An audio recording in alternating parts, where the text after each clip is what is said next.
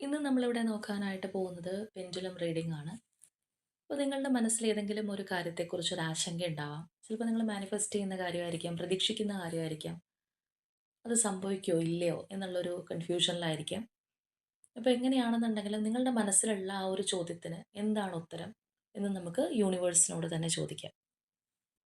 ഈ ഒരു സമയം നിങ്ങളുടെ മനസ്സിലുള്ള ആ ഒരു ചോദ്യം ആലോചിക്കുക. പെൻഡുലത്തിൽ കോൺസെൻട്രേറ്റ് ചെയ്യുക.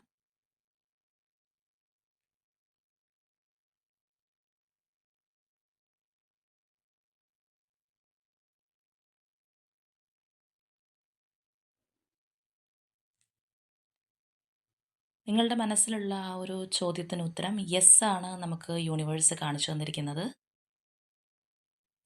അപ്പോൾ തീർച്ചയായിട്ടും ഈ ഒരു പോസിറ്റിവിറ്റിക്കായിട്ട് ഏഞ്ചൽ നമ്പർ 191 ക്ലെയിം ചെയ്യുക. യൂണിവേഴ്സിനോട് നന്ദി പറയാം.